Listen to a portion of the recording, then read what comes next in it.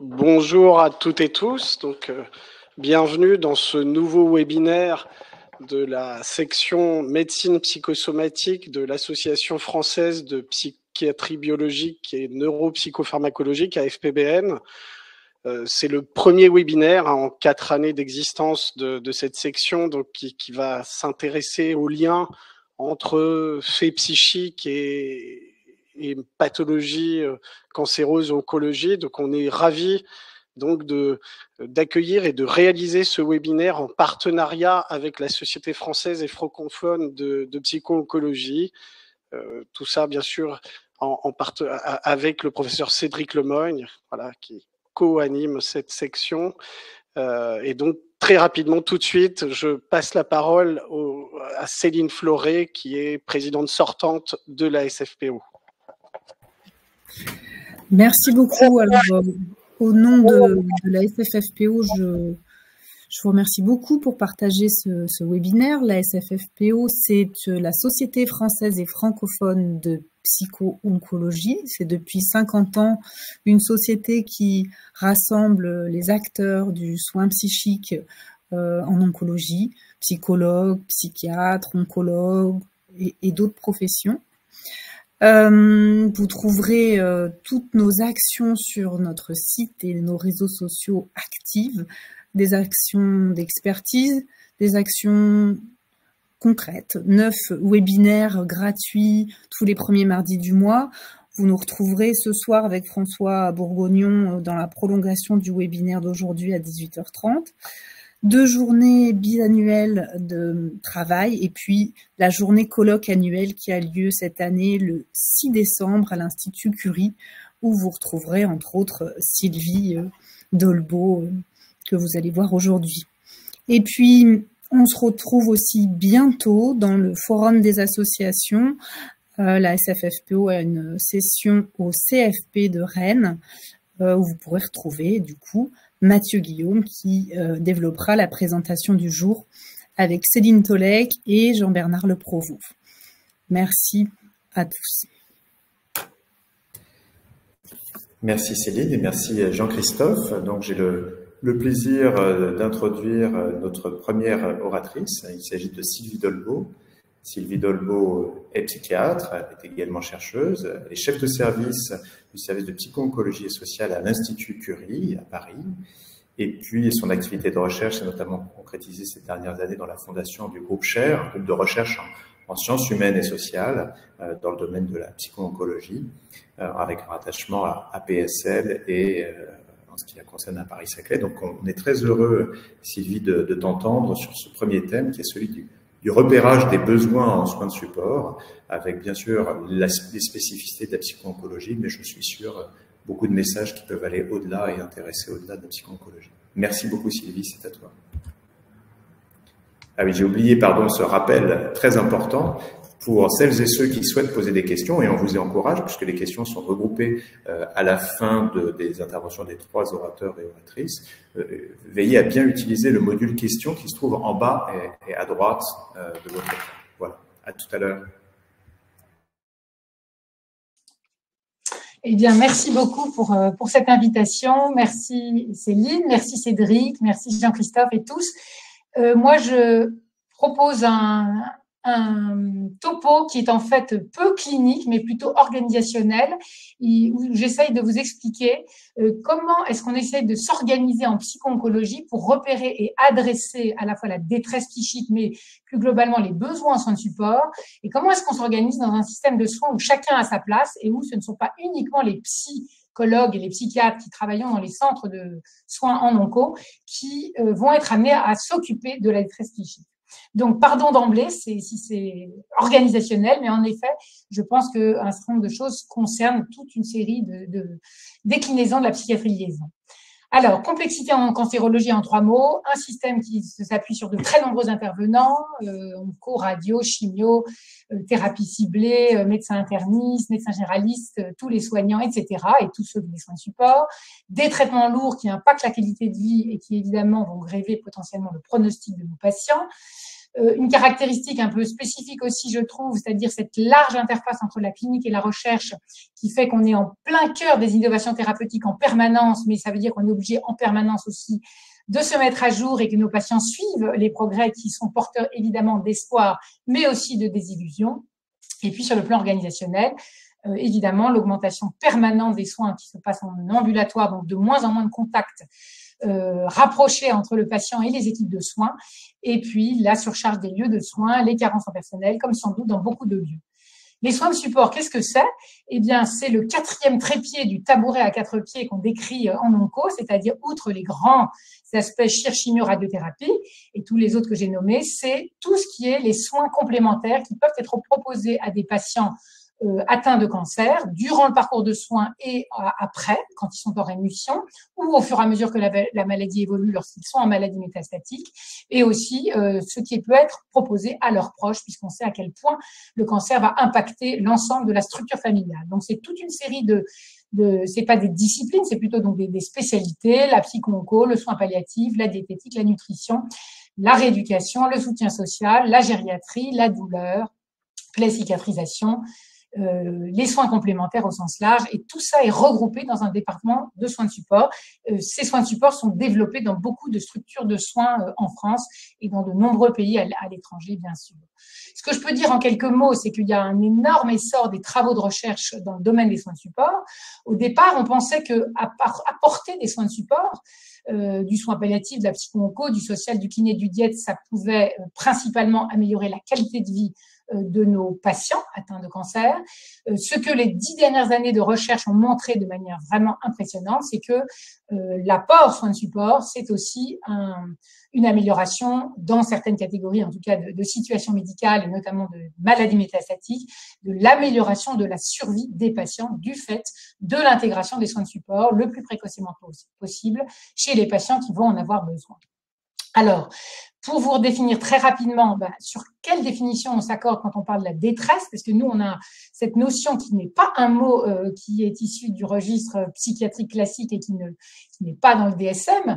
La détresse, c'est pourtant la notion avec laquelle on va travailler en psycho-oncologie et qui montre à quel point c'est une définition un peu exhaustive, puisqu'on parle donc, pour parler des expériences émotionnelles que vivent nos patients, de cette espèce d'immense éventail d'expériences émotionnelles désagréables, cognitives, sociales ou spirituelles, qui peuvent aller de sentiments très normaux, entre guillemets, de vulnérabilité et de tristesse ou de peur par rapport à l'émergence du cancer, le diagnostic, les mauvaises nouvelles, etc. Et qui peut aller jusqu'à des troubles beaucoup plus graves comme l'épisode dépressif majeur, le trouble anxieux, l'isolement social majeur, etc. Et donc, on travaille beaucoup autour de mécanismes adaptatifs, voilà, comment est-ce que le patient s'adapte à tous les événements du cancer, sachant que très souvent, le cancer, c'est pas une annonce, c'est toute une série d'annonces au fur et à mesure du parcours de soins, et que les annonces concernent tout autant des aspects positifs que des aspects négatifs. C'est pas uniquement j'ai une mauvaise nouvelle à vous annoncer, ça peut être aussi j'ai une bonne nouvelle, tout est terminé, et c'est là que le patient va développer un état de détresse caractérisé.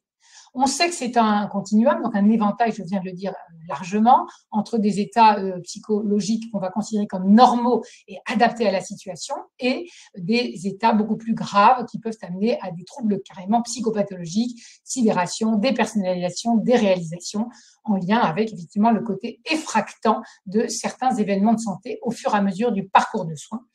Et tout ce qui concerne la détresse nous intéresse. Pourquoi? Parce que ne pas s'en préoccuper entraîne une perte de chance.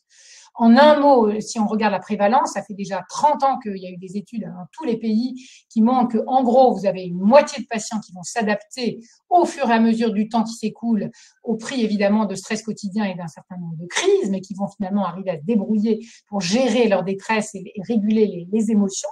Et puis, l'autre moitié qui va avoir besoin de plus d'aide psychologique ou psychiatrique ou venant d'autres aspects, d'autres professionnels, pardon.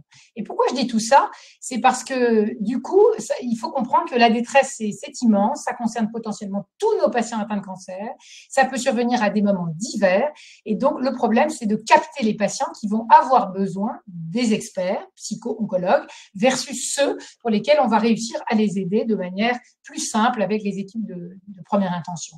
Si on ne repère pas la détresse, qu'est-ce qu'on sait? Là encore, beaucoup de travaux ont montré, évidemment, des impacts sur la qualité de vie, une plus forte sensibilité aux symptômes, des plus grands problèmes d'adaptation, justement, dans le parcours de soins, avec derrière la question des troubles de l'observance, voire des refus de soins ou des arrêts de traitement, de patients qui disparaissent, ce qui évidemment est un des points qui nous concerne principalement, une moindre satisfaction par rapport aux soins reçus, une augmentation des coûts, et puis, comme j'ai déjà un petit peu dit, des effets indirects qui peuvent expliquer des impacts directs sur la survie.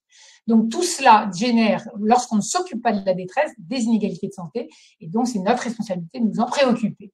Alors, pourquoi j'ai parlé de cette détresse? Puisque mon topo porte sur la détresse et les besoins, ces deux notions sont extrêmement liées. Eh bien, face à la détresse, le patient va exprimer un certain nombre de besoins. Et ces besoins sont à la fois multiples en termes de type de besoins, mais aussi, et c'est ça qui est compliqué, ils sont évolutifs au fil du temps. Comme sans doute pour beaucoup d'autres pathologies que vous rencontrez en psychiatrie de liaison, où on est devant souvent des parcours longs, des problèmes de chronicité, où les besoins peuvent être évidemment très symptomatiques, où il va falloir gérer les effets secondaires des traitements. Ils peuvent être psychiques, évidemment, comment apporter du soutien psychique quand le patient présente des troubles, ou à tout simplement des problématiques d'incertitude et de vulnérabilité. Mais ça peut être des besoins essentiels primaires, comme des besoins d'information ou des besoins de meilleure compréhension du système de soins, tant il est complexe, en tout cas en oncologie. Et alors, pourquoi c'est important de s'occuper de ces besoins?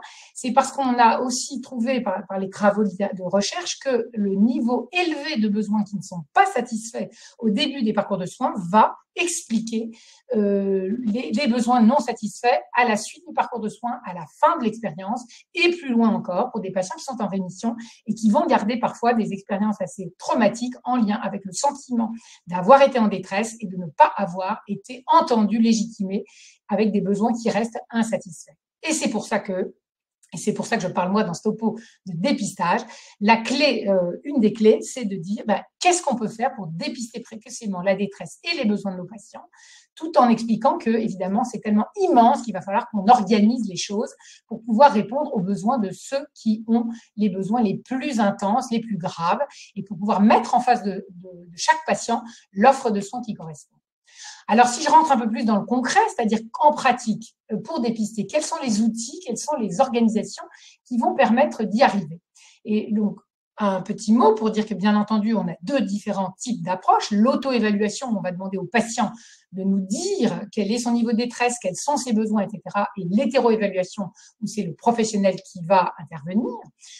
On est évidemment d'accord tous, en tant que psychiatre, je m'en doute, que l'entretien clinique reste le gold standard pour aller évaluer la détresse de nos patients et leurs besoins, mais que, évidemment, dans les cliniques contraintes et les agendas fous de nos collègues et de nous-mêmes, ce n'est pas toujours possible d'avoir un entretien de 30 ou 40 minutes pour aller évaluer tout cela tranquillement. Après, on a souvent vu, et ça je pense ça existe dans beaucoup de services, ce qu'on appelle les checklists comptables qui ont été élaborés de manière informelle, un peu artisanale dans les services, qui peuvent avoir un intérêt évidemment, mais qui ne sont absolument pas des questionnaires validés, donc qui posent ensuite la question de la générabilisation à l'ensemble d'une population. Après, du coup, on a évidemment les questionnaires validés, pour lesquels il y a eu beaucoup d'efforts faits en psycho-oncologie, comme je pense dans beaucoup d'autres domaines, où on a développé de façon psychométrique validée des outils qui soient sensibles au changement et qui soient, si possible, d'utilisation simple et rapide.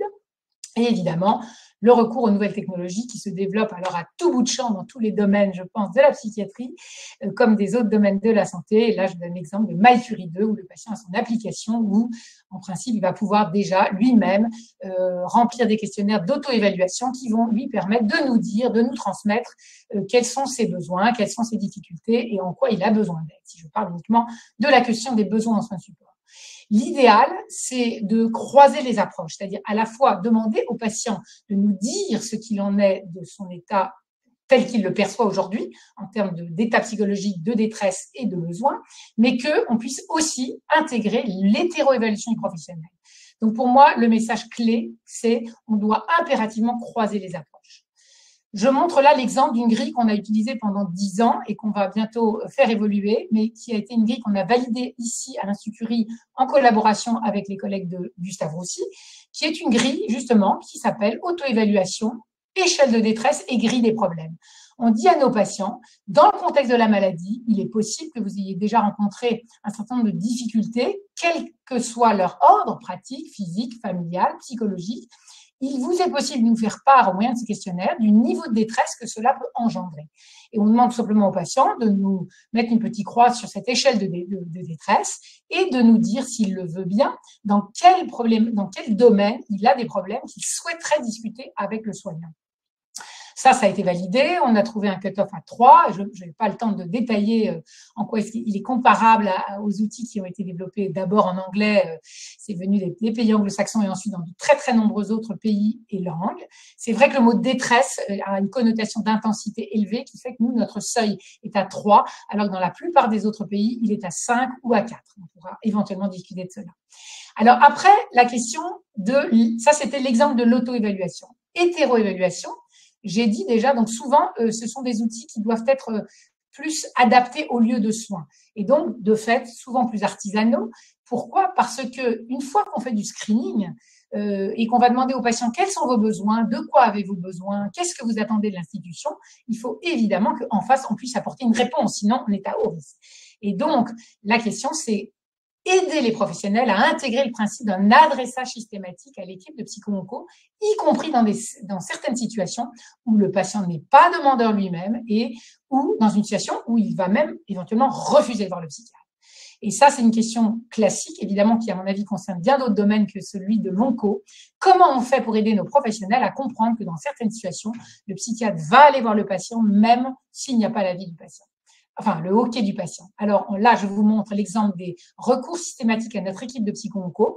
On a identifié ce qu'on appelle, nous, des critères planchers pour lesquels on souhaite absolument avoir au moins une fois une rencontre avec le patient, qu'il ait des antécédents psychiatriques identifiés, qu'il ait des propos comportements suicidaires identifiés. Ça arrive, la plupart du temps, c'est fait même plus que dans la réalité de la crise suicidaire, et heureusement, on ne demande que ça.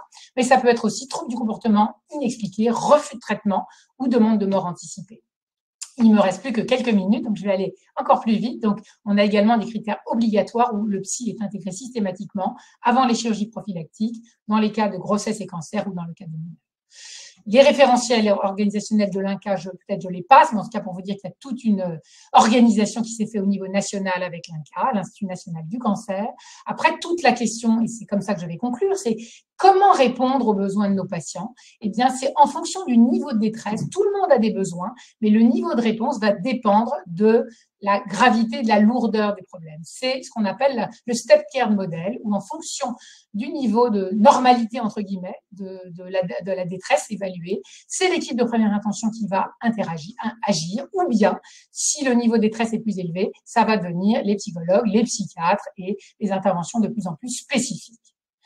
Puisque les modalités d'intervention en psycho-onco sont multiples, extrêmement variées, et qu'on ne peut pas proposer tout cela à tous les patients. On doit choisir à qui on donne les ressources les plus pointues. Et je ne détaille pas non plus cette diapositive. Donc peut-être pour finir, en 2 minutes, il me reste, j'espère, Jean-Christophe, dire que l'écueil de cette question du repérage et de l'adressage des besoins en soins de support en fonction de la détresse, c'est qu'on saucissonne, on clive encore plus et on fasse des silos. Que les soignants essayent de répondre au premier degré de manière trop rapide à un besoin exprimé, sans essayer de comprendre ce qu'il y a derrière. Et ça entraîne un risque d'aggravation du morcellement que beaucoup de patients perçoivent dans nos organisations de soins. En effet, je l'ai dit, la détresse peut être grave, mais la réponse peut ne pas être un psy. Elle peut être une assistance sociale ou un référent spirituel ou une gestion d'un problème de toxicité. On a des guidelines qui expliquent tout cela. Ça, je vais peut-être le passer puisque je n'ai plus de temps. Et du coup, les pièges, c'est de dire que attention, et c'est ce qu'on essaie de proposer dans les formations, les sensibilisations qu'on fait à tous nos professionnels de santé dans nos hôpitaux. Attention à l'équation trop simple. S'il y a un symptôme, donner une réponse symptomatique immédiate. Attention à la tendance des soins de support à vouloir toujours proposer quelque chose. Et attention, parce que le risque pour le patient, c'est qu'au lieu de l'aider en pensant répondre à son besoin, on aggrave son sentiment de ne pas être entendu, pas être accueilli et reconnu dans sa globalité. Et c'est les histoires de la patate chaude en psycho-onco que nous, on connaît très, très bien. Peut-être que vous utilisez aussi cette expression dans vos domaines de psychiatrie de liaison. Et donc, rappelez évidemment la place de la plainte. Le patient a parfois besoin d'être tout simplement écouté. Donc, En conclusion, les dimensions pour une bonne prise en charge de la détresse et des besoins en soins de support, c'est bien entendu avoir une offre de soins qui va beaucoup dépendre de chaque lieu de soins, certains sont riches, d'autres moins, mais surtout et beaucoup et en permanence, recommencer autour de la sensibilisation de la formation des soignants et comprendre le rôle de chacun de nous pour que les parcours soient coordonnés et comprendre finalement que comprendre son rôle, comprendre les limites de ce que chacun de nous on fait dans un parcours de soins multidisciplinaire, travailler sur les transitions entre un professionnel et un autre en fonction des moments et rappeler en permanence à quel point la place de l'étayage relationnel apporté par la relation patient-soignant, elle va avoir une place prépondérante et parfois bien meilleure et bien plus efficace que toutes les propositions de réponse symptomatique trop rapides. Et je vous remercie beaucoup pour votre attention. Merci beaucoup Sylvie pour cette très belle présentation extrêmement pédagogique de l'intérêt du repérage de la détresse psychique et de la manière de répondre à cette détresse avec tact et mesure comme tu l'as souligné. À présent, et j'invite donc Mathieu à monter sur scène.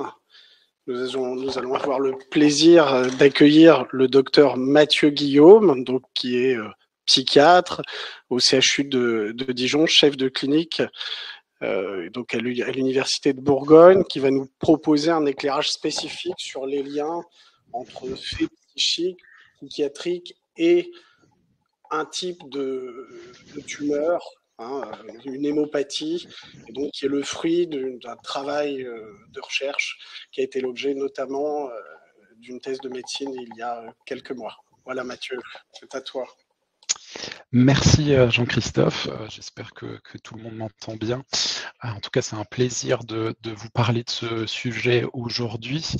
Donc on va parler un petit peu de l'impact de la dépression sur un traitement particulier qui est la greffe de cellules souches hématopoïétiques, qui était appelée avant la greffe de moelle osseuse et qui est utilisée dans le traitement de certains cancers hématologiques. On va parler un peu large quand même pour commencer avec la prévalence de la dépression dans les pathologies cancéreuses, avec une prévalence qui est estimée à 13%, tout type confondu de cancer, et cette association est d'autant plus importante dans l'année suivant le diagnostic de cancer, avec une prévalence de la dépression qui peut atteindre 20%. On voit sur le schéma en bas qu'il y a une certaine disparité, en tout cas une inégalité de l'association dépression et cancer, avec des cancers comme le cancer de la prostate qui, a priori, a une prévalence qui est moindre, qui est, je pense, aussi sous-diagnostiquée, et puis d'autres cancers, notamment le cancer du poumon, les cancers gynécologiques et les cancers hématologiques qui sont fortement associés à la survenue d'un épisode dépressif. Les cancers hématologiques, si on les regroupe, vu qu'il y a une soixantaine de sous-types, ce serait le quatrième type de cancer le plus fréquent, avec une incidence qui est en augmentation chaque année. Et puis, au fur et à mesure des années, il y a une avancée importante dans la prise en charge et dans la survie également des patients souffrant de cancer hématologique. Un petit mot quand même sur les cellules souches, parce qu'on va en parler un petit peu aujourd'hui. En tout cas, ces cancers hématologiques se développent sur des aberrations, une prolifération d'un certain type de cellules. Et le but de la greffe de cellules souches, ça va être globalement d'éradiquer toutes les lignées sanguines et les cellules souches du patient pour pouvoir greffer des cellules souches saines et qui puissent redévelopper des cellules saines au niveau de ces différentes lignées sanguines. La greffe se dispose un petit peu comme ceci. En tout cas, là, on est dans le cas d'une autogreffe. Il y a plusieurs types de greffes. L'autogreffe, où on va prendre les cellules souches du patient lui-même, qu'on va mobiliser quelques semaines avant la greffe. Ensuite, le patient aura une chimiothérapie immunosuppressive, puis il va bénéficier de sa greffe avec une reconstruction immunitaire qui peut prendre quelques jours à quelques semaines. On sait en tout cas que c'est une période, cette greffe, une période à risque de développement d'une symptomatologie dépressive et de réels épisodes dépressifs avec jusqu'à 1/3 des patients qui présentent une symptomatologie dépressive au moment de cette greffe, sans doute en lien avec cette procédure qui est assez lourde, la nécessité d'un isolement protecteur qui peut parfois durer plusieurs semaines, où le patient est isolé socialement, en tout cas il est dans sa chambre pour être protégé notamment de certaines complications comme les infections. Il est dans une période en tout cas de stress important où il se retrouve assez isolé avec plusieurs complications qui peuvent survenir, notamment les réactions du greffon contre l'hôte. Malgré cette association, en tout cas entre greffe et dépression, pour l'instant, on n'a aucune recommandation précise sur ce sujet. Et c'est pour ça, en tout cas, qu'on a réalisé ce travail au CHU de Dijon l'an dernier sur cette question. Est-ce que le fait de présenter une symptomatologie dépressive au moment de la greffe impacte déjà la greffe en elle-même et puis aussi a un impact sur la survie après la greffe? Je passe un petit peu sur les détails de l'étude, mais en gros, 18 études ont été incluses dans la revue systématique et 8 études dans la méta-analyse. Et on va passer directement aux résultats avec 9 études qui montraient un impact significatif de la dépression sur la survie après la greffe, cette étude qui était non concluante. On avait également 2 études qui rapportaient une durée d'aplasie plus importante chez les patients qui présentaient des symptômes dépressifs avant la greffe. 2 autres études qui montraient également une plus forte association de la survenue de réactions du greffon contre l'hôte chez les patients présentant une symptomatologie dépressive. Et puis enfin, on avait une étude qui rapportait une association entre dépression et survenue d'infection. Dans la méta-analyse, on retrouvait un surrisque de décès chez les patients présentant une symptomatologie dépressive avant la greffe, avec une augmentation du risque de décès de 7% par rapport aux patients entre guillemets sains. Alors comment, et ça va être la suite de mon sujet, comment une pathologie, comment la dépression peut impacter un traitement aussi lourd que la greffe de cellules souches hématopoïétiques et comment elle peut avoir un impact sur la survie. Alors, le docteur Dolbeau l'a développé dans sa présentation. Bien sûr qu'il y a sans doute une moins bonne adhésion et un moins bon suivi chez les patients qui présentent une symptomatologie dépressive. En tout cas, c'est rapporté dans la littérature. Et on va développer un petit peu aujourd'hui sur l'hypothèse aussi inflammatoire et puis de dérèglement immunitaire qu'on peut retrouver chez les patients présentant une symptomatologie dépressive. On le sait maintenant, en tout cas, depuis de nombreuses années maintenant, que la dépression est associée à une augmentation de certains paramètres inflammatoires, ce qui peut générer notamment une corticorésistance, une résistance au cortisol et aux corticoïdes, qui sont des traitements qui sont souvent d'ailleurs utilisés comme traitement adjuvant avec les chimiothérapies. Et puis on a dans la dépression un dérèglement du système immunitaire avec un changement dans les profils lymphocytaires où on va avoir une diminution dans la population de certains lymphocytes via l'activation de certaines cellules qu'on appelle les cellules myéloïdes suppressives. Ces cellules myéloïdes suppressives, on sait qu'elles sont activées, en tout cas elles sont plus présentes chez les patients présentant un épisode dépressif. Et c'est des cellules qui, on le sait, ont un impact sur la greffe de cellules souches hématopoïétiques, mais aussi un impact sur l'élimination, en tout cas la réponse de notre propre corps, la réponse immunitaire, notre réponse sur les tumeurs. D'ailleurs, ce mécanisme-là, maintenant, est utilisé dans le développement de certains traitements oncologiques, les immunothérapies. On va essayer de booster notre système immunitaire pour qu'il élimine la tumeur et on va avoir ces cellules myéloïdes suppressives qu'on voit en bleu à droite de l'écran, qui vont interagir avec les populations lymphocytaires, notamment les lymphocytes NK, certaines populations de lymphocytes T également, et qui vont inhiber cette réponse antitumorale et qui vont participer d'une certaine manière à l'échappement tumoral et peut-être, en tout cas, à une moins bonne réponse d'une part au traitement et puis à un risque de rechute plus important chez les patients présentant une symptomatologie dépressive. Alors au-delà de l'hématologie, est-ce qu'on trouve des résultats similaires dans d'autres types de cancers? Je vous ai cité 2 études dans le cancer du sein notamment, portant sur quasiment 300 000 patientes, où on voit un surrisque de décès de plus de 30% de la mortalité spécifique liée au cancer, c'est-à-dire vraiment les complications, le risque de décès lié aux complications du cancer qui sont beaucoup plus élevés chez les patientes qui présentaient un épisode dépressif avant le diagnostic de cancer du sein. Et puis, on a également une étude récente portant sur le cancer du poumon non à petites cellules qui montre que la dépression entraîne une moins bonne efficacité de la première ligne de chimiothérapie combinée à l'immunothérapie chez les patients porteurs d'un cancer du poumon non à petites cellules.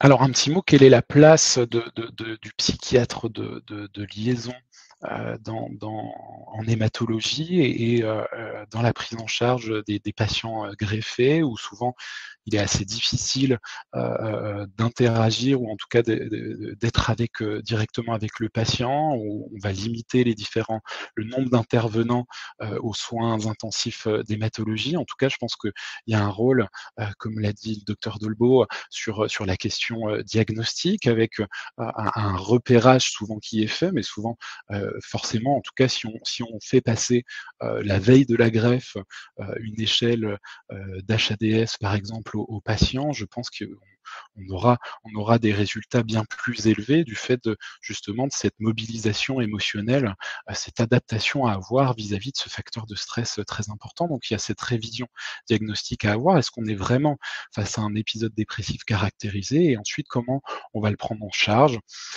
Il y a bien sûr la réponse médicamenteuse avec certains traitements, notamment la sertraline, qui ont montré leur impact sur les complications, notamment en réduisant la durée d'aplasie chez les patients qui présentaient une dépression avant la greffe et en améliorant aussi la survie après cette greffe.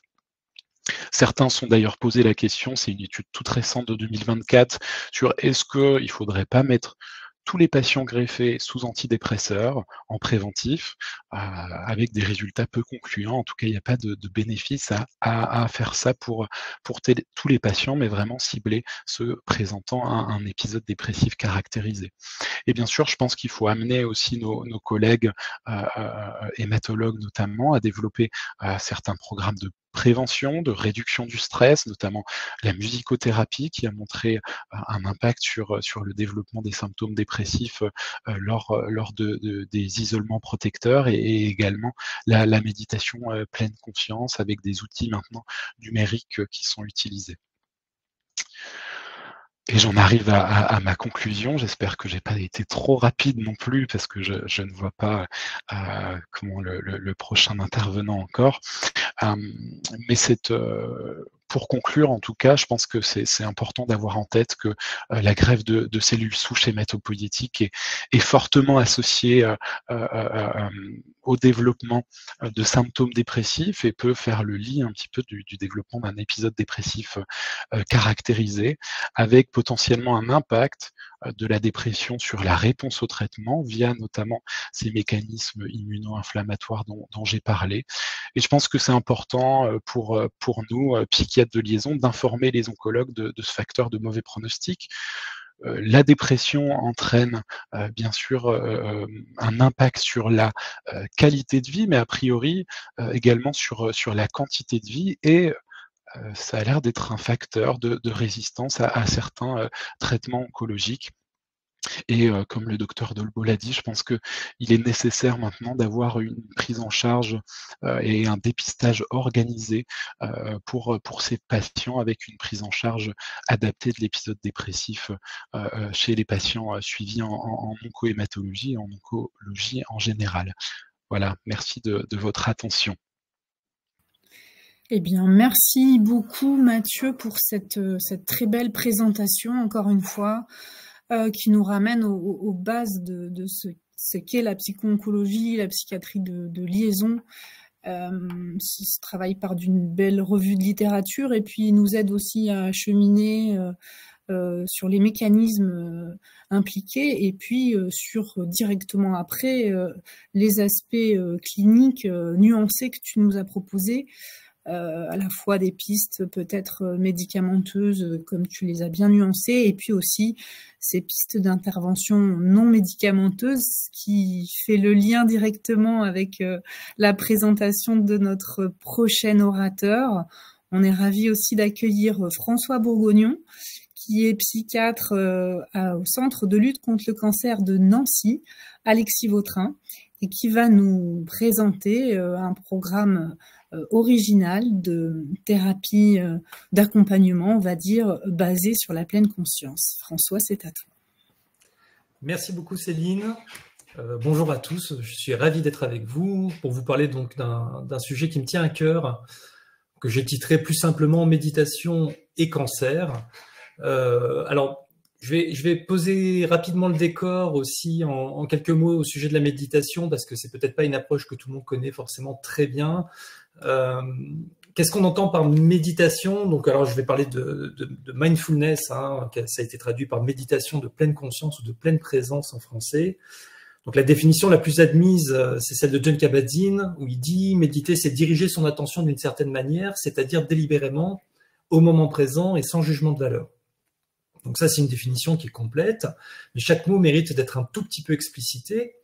Donc, il dit c'est diriger son attention. Donc, effectivement, ici, méditer, on l'entend comme une pratique de l'attention, comme un entraînement attentionnel, délibérément, c'est-à-dire que c'est quelque chose qui nécessite qu'on s'y engage activement. On peut être en pleine présence ou en pleine conscience de façon tout à fait spontanée. C'est ce qui nous arrive, par exemple, quand on est cueilli par la beauté d'un paysage. Mais c'est un état qui est assez fugace parce que très rapidement, les mouvements automatiques de notre esprit nous emmènent ailleurs. Et donc, pour pouvoir le stabiliser, ça demande un effort. Au moment présent, c'est-à-dire qu'on va se centrer sur ce qui se passe ici et maintenant, et sans jugement de valeur, ça fait écho au fait qu'on va essayer, autant que faire se peut, de désamorcer la tendance du mental à tout commenter, tout juger, tout critiquer, et surtout à chercher en permanence le delta entre ce qui est et ce qui devrait être. Donc voilà, donc qu'est-ce qu'on fait quand on médite? Eh bien, on essaye d'être présent, et s'il y a un mot qui capte bien cette approche, c'est selon moi, c'est le mot présence. C'est pour ça que je préfère de loin la traduction pleine présence que pleine conscience. Voilà, on essaye d'être là. Alors, ce qui est important de dire aussi quand on définit la méditation, c'est de dire ce qu'elle n'est pas. Je vais passer assez rapidement là-dessus. Mais vous avez compris qu'ici, méditer, on ne l'entend pas comme une profonde réflexion sur un sujet métaphysique. Et ça, c'est l'utilisation qu'on fait du mot méditer dans le vocable occidental. Ici, c'est un entraînement attentionnel, hein, comme je vous disais. Ce n'est pas non plus faire le vide dans sa tête. Ça, c'est une idée qui revient souvent. Hein. J'entends souvent, il faut que j'apprenne à méditer pour faire le vide dans ma tête. Mais l'idée, ce n'est pas d'arriver à un silence mental, mais c'est plutôt d'apprendre à reconnaître les mouvements automatiques de notre esprit et à pouvoir faire autre chose que d'être absorbé en eux malgré nous. Méditer, ce n'est pas non plus une démarche religieuse ou spirituelle, en tout cas pas dans l'utilisation qu'on en fait en médecine. En médecine, on a récupéré uniquement l'aspect technique et entraînement de l'attention.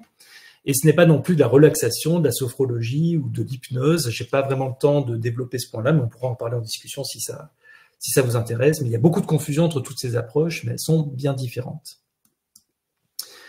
Alors, comment la méditation est arrivée en médecine? Donc, c'est Jon Kabat-Zinn qui donc est la personne qui a les cheveux poivre et sel sur cette diapositive, donc qui est professeur de biologie dans le Massachusetts, et c'est lui le premier qui a eu l'idée à la fin des années 70 de proposer des techniques de méditation issues du bouddhisme, mais de l'amener en médecine de façon très protocolisée.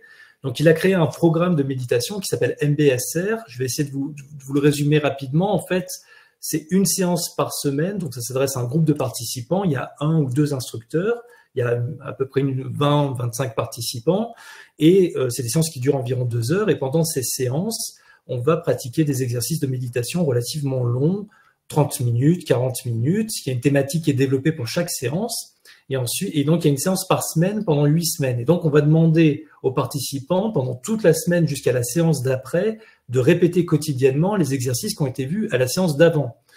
Donc ça veut dire qu'en fait, les participants s'engagent à méditer une demi-heure, 3/4 d'heure par jour, tous les jours pendant 2 mois. Ce qui vous parle peut-être pas si vous avez jamais médité, mais c'est un engagement, enfin c'est très exigeant. C'est un peu comme si on vous disait vous avez jamais fait de sport, et bien tous les jours il va falloir courir une demi-heure, 3/4 d'heure pendant 2 mois. Donc il faut quand même le faire. Mais c'est comme ça que la méditation a été amenée en médecine. La première indication, ça a été la douleur chronique, la régulation du stress et de l'insomnie, et les premiers résultats se sont avérés tout à fait intéressants, significatifs, et donc ensuite on a commencé à tester des programmes qui ressemblent donc au programme MBSR dans leur structure, c'est-à-dire des programmes fermés en 8 semaines et assez exigeants dans tout un ensemble d'indications. Donc là, vous avez un peu une vue d'avion des indications dans lesquelles la méditation est la mieux validée. Donc en bleu, vous avez des indications qui sont plutôt psy, donc prévention des rechutes dépressives et toutes les problématiques pour lesquelles l'impulsivité est une dimension importante, donc difficulté de régulation des émotions, addiction, compulsion alimentaire, tout ce qui est gestion du stress, de l'anxiété chronique, de l'insomnie, et puis en rouge, vous avez les indications plutôt somatiques, donc au premier rang desquelles on va retrouver la gestion de la douleur chronique, tout type de douleur, et la gestion de la détresse face à la maladie chronique.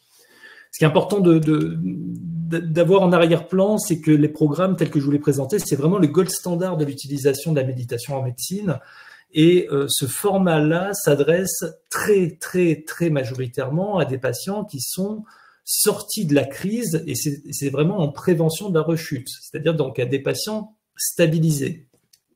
On dit que apprendre à méditer, un apprentissage formel de cette manière-là, en 8 semaines, c'est quelque chose qui ressemble un peu comme apprendre à nager. On n'apprend pas à nager en pleine tempête dans une mer démontée, on apprend là où on a pied près du bord.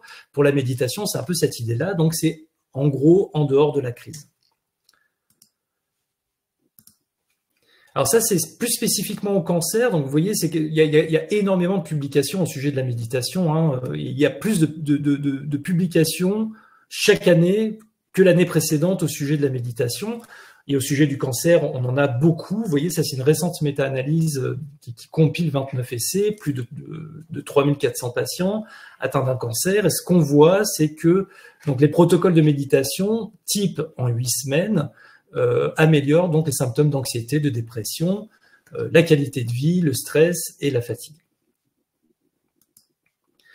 Mais moi, quand je suis arrivé en cancérologie, en fait, je connais bien cette approche puisque je l'utilise depuis des années. En fait, ce qu'on observe aussi, c'est que les débuts de la prise en charge pour un cancer sont extraordinairement stressantes.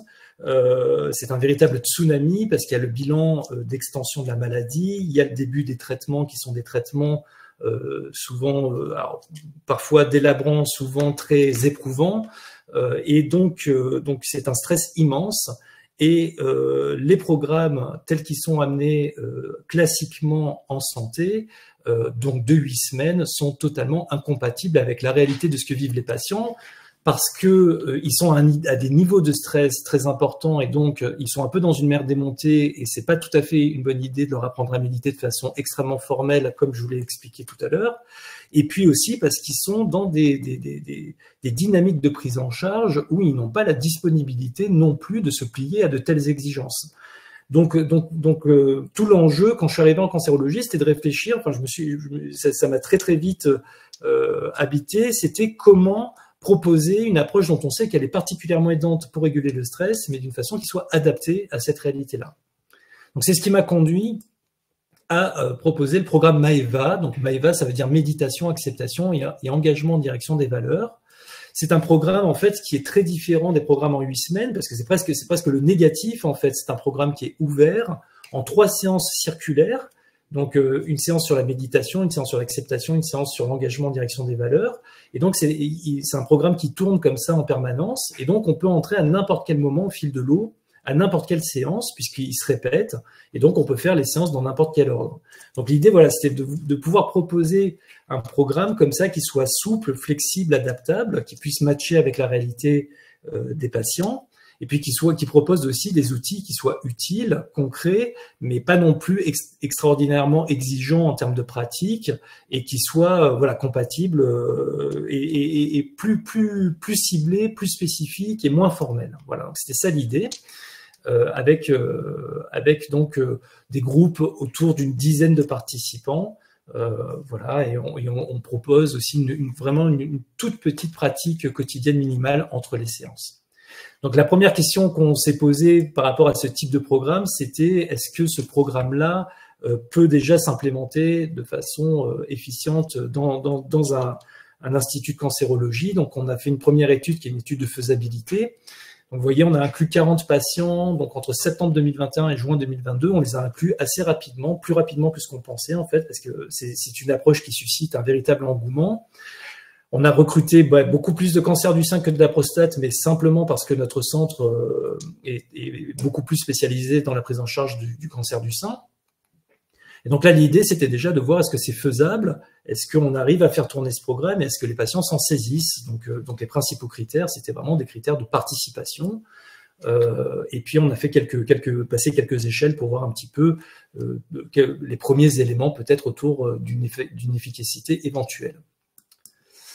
Donc ça, c'est le design de l'étude. On a fait une fenêtre d'observation sur 9 semaines. Donc, vous voyez, donc ça permettait comme ça de dérouler trois programmes consécutifs. On disait aux patients, vous venez du mieux que vous pouvez, et si une fois, c'est une fois, et que vous pouvez pas mieux, ça sera bien quand même. Voilà, vous venez du mieux que vous pouvez. L'idée, ça serait autant que possible d'avoir au moins une fois chaque thématique. Mais voilà, donc dans le pire des cas, vous faites une séance, et dans le meilleur des cas, vous faites 3 fois le tour complet du programme, avec des évaluations avant, pendant et après. Donc les résultats de cette étude ont été publiés récemment dans la revue Frontiers in Psychology, et donc les premiers résultats montrent que le taux de participation est excellent, en fait, bien au-delà de ce qu'on pensait, parce que vous voyez, on avoisine les 7 séances sur 9 suivis par les participants.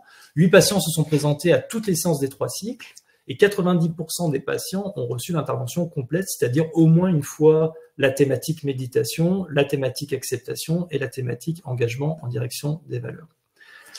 Donc en termes de faisabilité, d'acceptabilité, ce sont de très bons résultats. Les données quantitatives, bon, c'est pas du tout un essai d'efficacité, donc on peut tirer aucune conclusion de ces résultats-là, mais on observe pendant le déroulement du programme une tendance à l'amélioration de la qualité de vie, de la fatigue, de l'anxiété, de la dépression.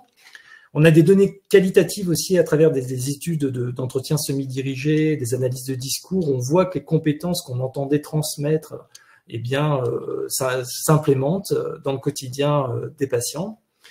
Et puis, donc, un taux de satisfaction important, parce qu'on leur demandait, par exemple, de nous donner une note entre 0 et 10 de l'importance que le programme a eu pour eux au moment des débuts de leur prise en charge. Et vous voyez que la note moyenne est au-dessus de 8 sur 10, ce qui est plutôt une bonne note. Voilà. Donc, l'étape maintenant, c'est d'essayer de démontrer que ce programme-là est efficace et peut-être, en tout cas on l'espère, plus efficace qu'un simple groupe de parole. Voilà, parce que il y a peut-être aussi un effet groupe à contrôler. Et donc ça, c'est l'étape d'après qui devrait arriver maintenant assez prochainement.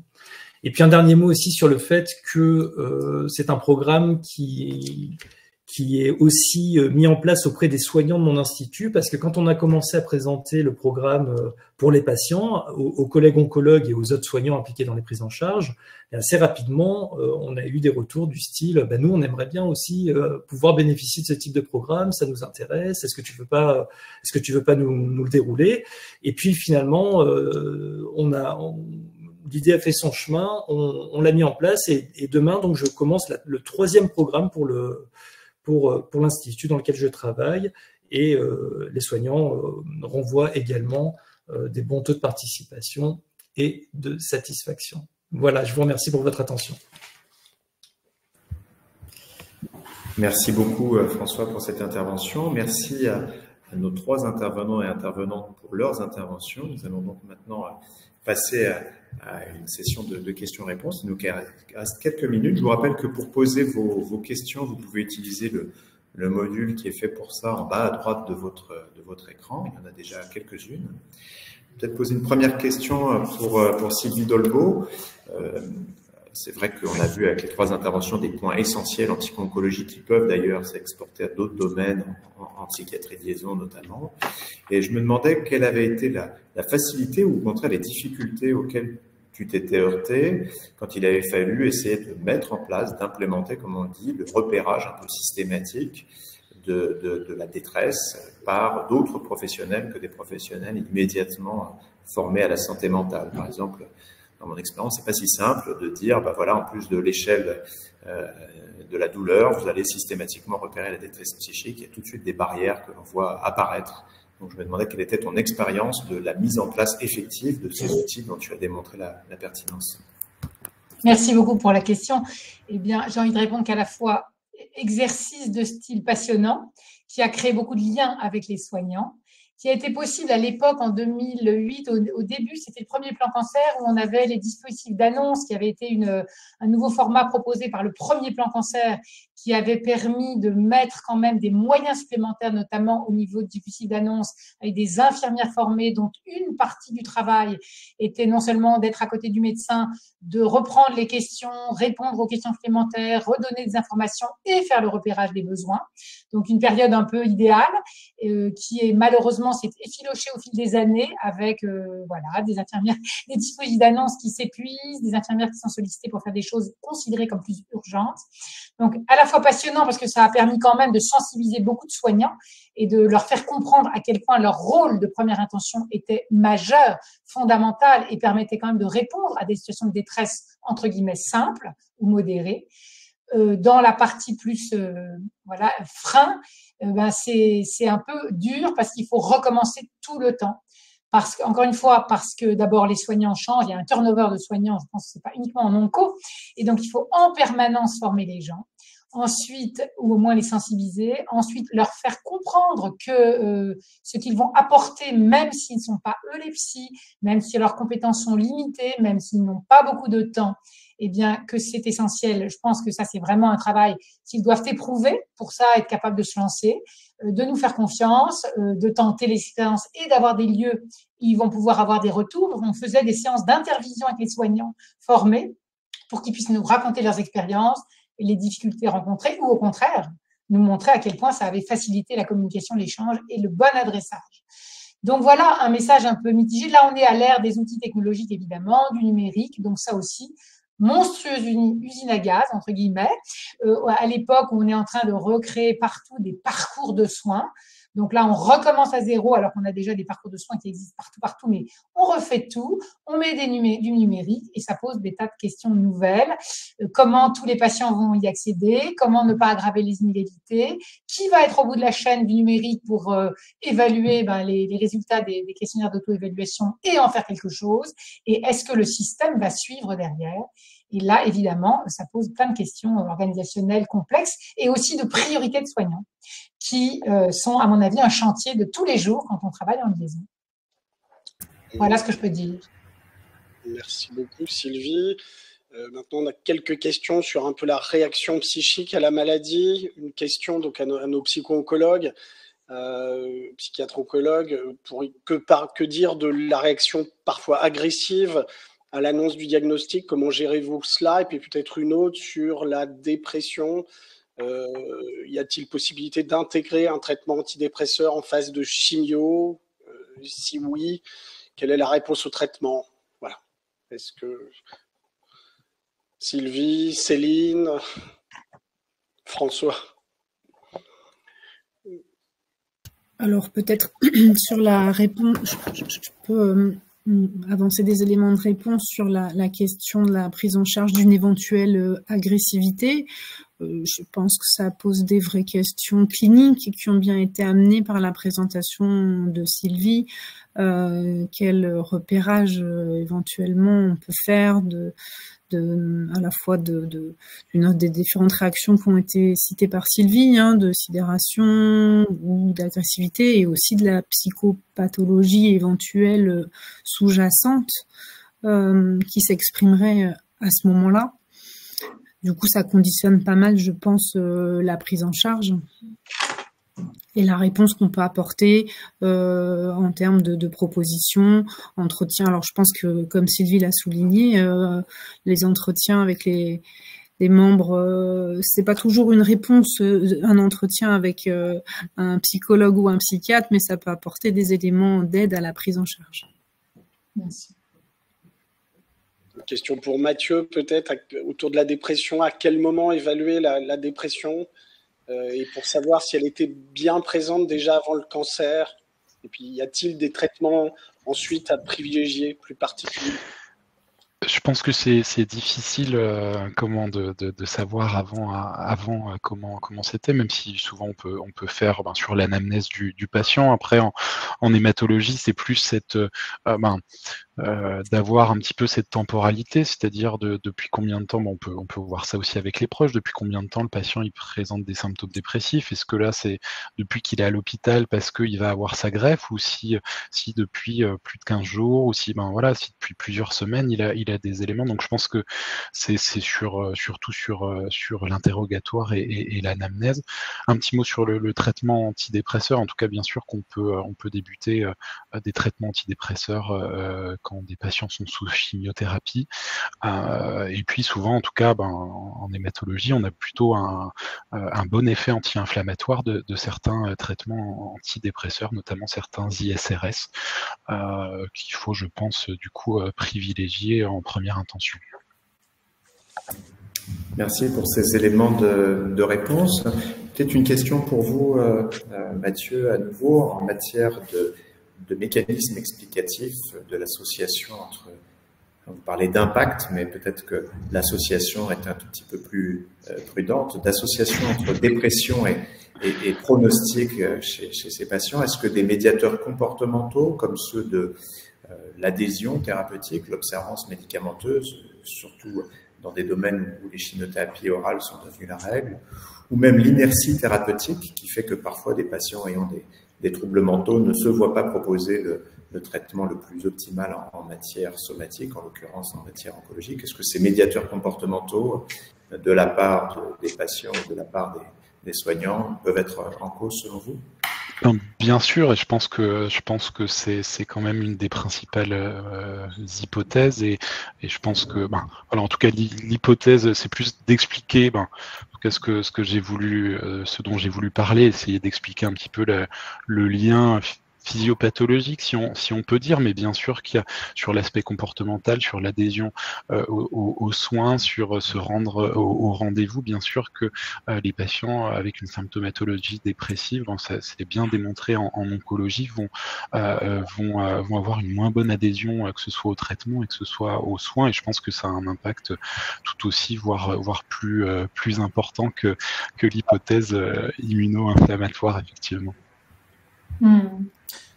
Plus, si je peux rajouter une phrase, le problème de l'accès aux essais cliniques, on sait très bien, mais ça je ne pensais pas, dans beaucoup d'endroits où les patients ayant des troubles psychopathologiques sont systématiquement exclus, et pour peu qu'il ait une étiquette psychiatrique, on ne va même pas lui proposer d'entrer dans un essai alors même qu'il pourrait en bénéficier du point de vue clinique somatique. Merci. Quelques questions pour le docteur François Bourgognon. Une question très spécifique. Qu'entendez-vous, François, par engagement des valeurs? Et puis, deuxième question, peut-être vous pourrez répondre. Est-ce que vous avez un exemple d'atelier du programme Maeva, tel que c'est posé? Oui. Alors je suis passé peut-être un peu vite sur comment le programme avait été construit, parce que je voulais respecter le temps, mais effectivement, en fait, dans le prolongement de l'approche méditative, il y a un modèle psychothérapique qui s'inscrit parfaitement dans le prolongement de l'approche méditative, qui s'appelle la thérapie d'acceptation et d'engagement. Donc, on parle de thérapie ACT pour Acceptance and Commitment Therapy. Ça appartient à la grande famille des thérapies comportementales et cognitives, et en même temps, ça s'en décale assez franchement par rapport à l'orientation mentale que cela travaille. Et donc, en fait, le programme Maeva s'articule autour des processus de la thérapie d'acceptation et d'engagement, et aussi avec des pratiques méditatives, mais comme je disais, qui sont plus spécifiques et moins formelles. Et donc, dans les processus qu'on va travailler en thérapie ACT, il y a les valeurs. Les valeurs, en fait, pour faire simple, c'est ce qu'on estime être juste, beau et bon. En fait, c'est ce qui compte réellement pour soi dans la vie. C'est les grandes orientations que porte notre cœur. Et je trouve que les premiers temps d'une prise en charge pour un cancer constituent très souvent un vacillement qu'on peut qualifier de spirituel ou d'existentiel pour beaucoup de patients. Et beaucoup de patients, et on ne peut pas leur jeter la pierre parce que nous, c'est le cas aussi, raisonnent beaucoup en termes d'objectifs. Et ils se retrouvent d'un coup privés de tous leurs objectifs de la maladie. Et la question qui se pose aussi parfois, c'est comment continuer à donner du sens à sa vie dans une réalité où on est privé de tous nos moyens pour pouvoir continuer à fonctionner normalement ou à pouvoir atteindre nos objectifs. Et un élément de réponse intéressant, c'est les valeurs, parce que les valeurs, ça va nous permettre finalement de remettre de la lumière sur ce qui compte fondamentalement pour nous et de pouvoir faire ne serait-ce qu'un petit pas, mais un petit pas quand même dans la bonne direction. Voilà, donc par exemple, on dit que se marier, ça peut être un objectif, mais être aimant, c'est une valeur.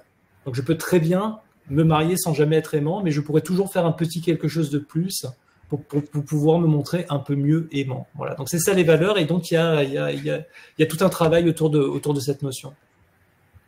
Juste, j'avais une question toute petite. Tu as bien décrit tout l'intérêt de respecter le protocole de Jon Kabat-Zinn, le MBSR sur 8 semaines. Et est-ce que tout de même, dans une intervention flash, comme parfois c'est compliqué d'engager nos patients et même si Maeva réduit le programme, c'est quand même encore un programme. Est-ce que tu ne penses pas quand même que des interventions flash ne peuvent-elles pas déjà avoir une petite influence et constituer une petite aide? Si, moi c'est ce que je crois fondamentalement. Alors après, ce qui est important de dire, c'est que les prétentions sont pas les mêmes. C'est-à-dire que à travers un programme en 8 semaines, ce qu'on entend, c'est quand même transmettre un apprentissage formel de la pratique méditative. Donc bien évidemment, on va pas pouvoir le faire sur quelque chose de très ponctuel.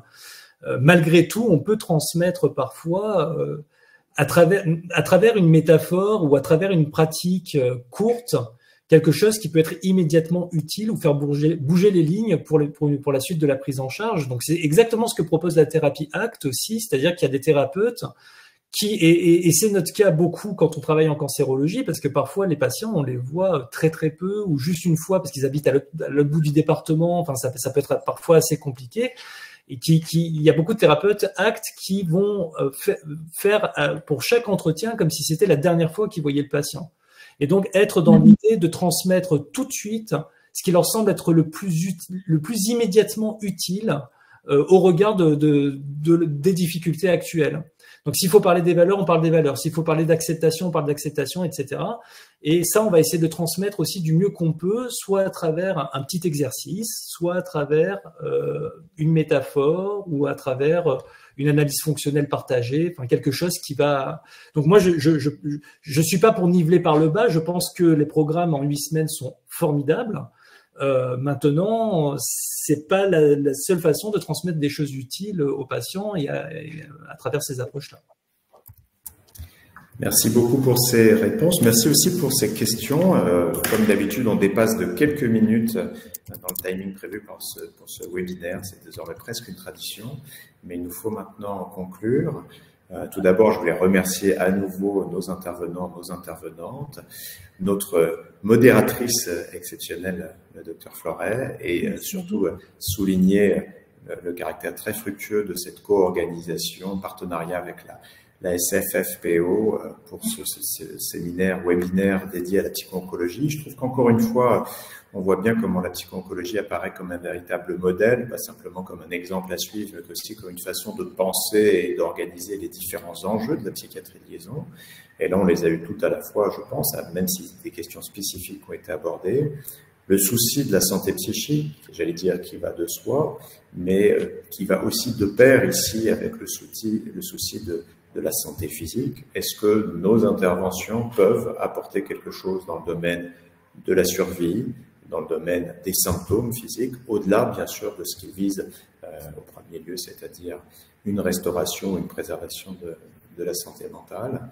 La question de l'adéquation de nos moyens, toujours limitée, en tout cas en deçà des besoins, comment les utiliser au mieux et du coup comment repérer au mieux les patients qui en ont le plus besoin et sont le plus à même d'en bénéficier et de le faire de façon évidemment éthique, mais en même temps efficace, savoir jouer à lier les deux. Ça a été bien démontré, en tout cas ces enjeux ont été bien soulignés par Sylvie Dolbeau. On a vu effectivement ensuite la question de l'impact éventuel en l'occurrence de la dépression, mais de la détresse psychique sur le pronostic de certaines affections.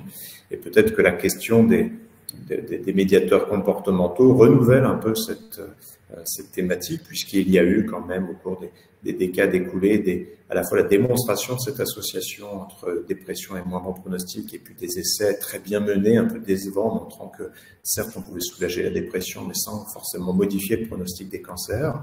Mais à l'heure où les chimiothérapies orales sont devenues en règle dans de nombreux cancers, peut-être qu'il y a à nouveau une fenêtre très importante pour non seulement prendre en charge la détresse psychologique des patients, mais également améliorer par ces médiateurs-là leur pronostic. Et puis l'exemple donné par François Bourgognon d'une de ses interventions montre qu'il faut faire preuve à la fois de créativité en restant rigoureux, en s'appuyant sur des interventions démontrées dans d'autres domaines et en ne bricolant pas quelque chose de nouveau, mais en s'adaptant pour la rendre acceptable et donc la rendre efficiente au contexte des patients souffrant de cancer. Donc, je suis vraiment très reconnaissant à tous les trois d'avoir pu illustrer ces différents aspects de la discipline, à la fois dans des aspects spécifiques mais généraux, mais qui, je pense, pourront se prêter à tout ce que l'on imagine en matière de psychiatrie de liaison et psychologie de liaison. Merci encore à tous les trois. Merci à tous et toutes de nous avoir suivis. Deux dernières diapos. Alors, l'avant-dernière était de vous inviter à devenir membre de la FPBN, que ce soit pour participer à ces webinaires de notre section médecine psychosomatique ou pour y avoir accès à l'ensemble des travaux des autres sections. Et puis, vous donnez rendez-vous pour le prochain webinaire de la FPBN, qui est celui de la section psychiatrie légale autour du regard criminologique sur le syndrome du bébé secoué. Merci à toutes et tous de votre participation et à très bientôt. Une excellente journée. Merci beaucoup. Merci. Au revoir. Au revoir.